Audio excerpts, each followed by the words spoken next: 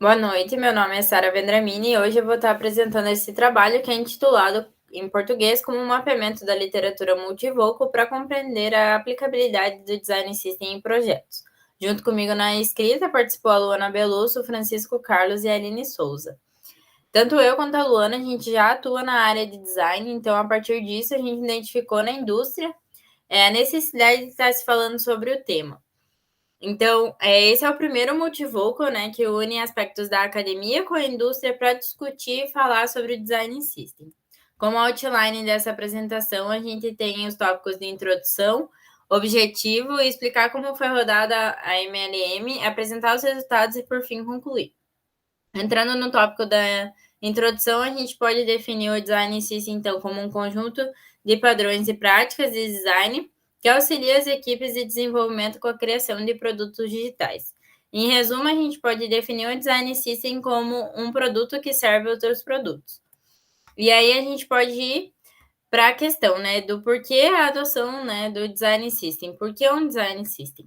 Então, grandes empresas, além do crescimento contínuo, elas possuem vários produtos no mesmo ecossistema. E manter a consistência na usabilidade para todos esses produtos se torna uma tarefa difícil. E é por isso que elas buscam, né, ali abordagens ou metodologias que tragam esses padrões, unindo aspectos de design e tecnologia. Outra necessidade presente é a escalabilidade dos produtos, né? Então, utilizando conceitos de uso de software, a indústria ela visa acelerar a produção desses produtos para estar trazendo para o mercado. Então, como objetivo desse estudo, né, é a condução do MLM, que só para contexto, o MLM é uma forma sistemática de coletar evidências tanto de bases formais e informais, para identificar, né, os elementos-chave e os recursos essenciais que levam à adoção de um design system. Como questões de pesquisa, a gente teve 5 questões, onde a primeira a gente identifica quais são os elementos-chave, a segunda, quais são os recursos essenciais no design para auxiliar o design system na prática, a terceira, quais são as necessidades dos designers e desenvolvedores, a quarta, como o design system resolve essas necessidades, né, identificadas, e por último, quais são os impactos gerados por essa adoção. Na nossa string de busca, então, a gente rodou utilizando essas palavras-chave e foi rodado em 2 bases. Na base formal, né, que teve como retorno 6 fontes, e na base informal, que teve como retorno 5 fontes. O que resultou, né, na seleção de 23 estudos para esse artigo. Como um overview geral, né, a gente tem 26%, ou seja, 6 estudos dos 23 que partiram numa base formal da literatura, onde neles estão presentes, né, conferências e journals, e 17 estudos, né, representando ali 74% da literatura informal, e esses foram identificados, então, em sites específicos, blogs e web geral. Dentro da literatura cinzenta, né, a gente tem os estudos que partem de 2016 e na literatura formal de 2018.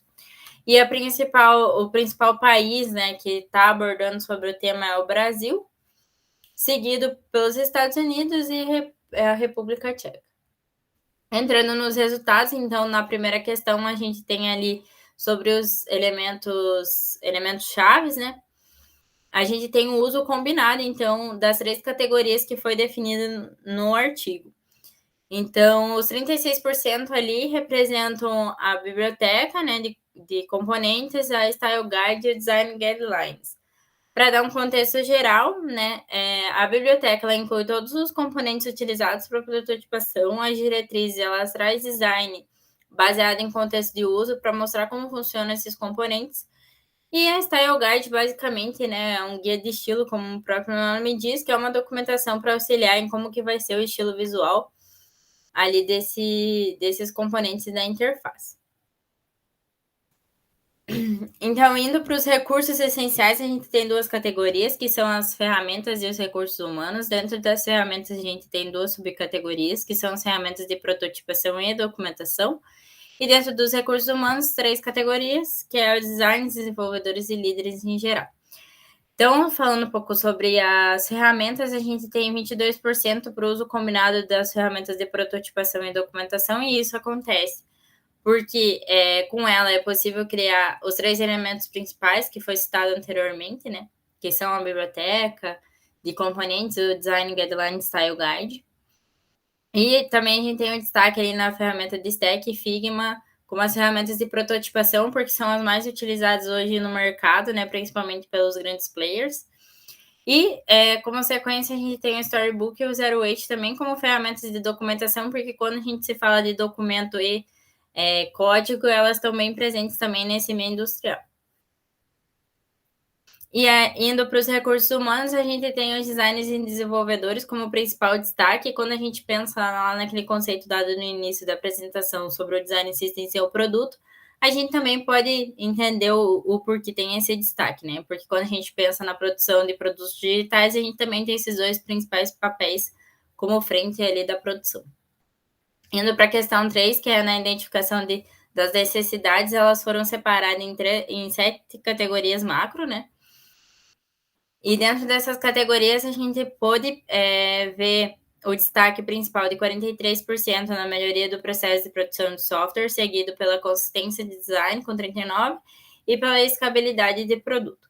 E totalmente se relaciona com aquelas necessidades que foi dado lá no começo, né? De tornar os produtos escaláveis e criar consistência e, consequentemente, melhorar ali o processo de produção. Então, agora seguindo para a próxima questão, né? Que é referente a quais as soluções, né, para essas necessidades, a gente tem 4 categorias. E a gente tem um destaque, então, para duas categorias, que são as definições de padrões e regras de uso, com 71%, seguido pela componentização e reuso da interface de elementos. Então, quando a gente fala do se criar um padrão e dos principais elementos chaves, a gente entende por que foram essas adoções como principal, né? E de forma geral, a gente tem um destaque para componentização e reuso, que está, né, relacionado com o tornar escalável e criar uma consistência de design. Então, agora, seguindo, né, unindo ali as soluções com as necessidades, a gente tem que a maioria do processo se ligou com as 4 tipos de soluções, e o design, consistência de design também. E no caso da redução de esforços e da escalabilidade do produto, a gente tem 3 soluções relacionadas para cada uma. Seguindo para os impactos, a gente então também teve 7 categorias gerais, né? E dentro desses impactos, a gente tem 52% que citou a consistência como principal impacto, seguindo de redução de esforço, cultura, escalabilidade e, por último, otimização de tempo. Então, a consistência e a escalabilidade, a gente pode estar relacionando ela com a necessidade, né, que também se diz de consistência, né, que acaba sendo o mesmo impacto, o mesmo nome do impacto, e com a solução de componentização. E a redução à cultura e a otimização está relacionado com questões de melhoria do processo, né, que são as 2 principais soluções citadas anteriormente. E de forma geral, né, a gente tem então a componentização e as definições de regras de uso como as principais soluções aplicadas dentro dos impactos, né?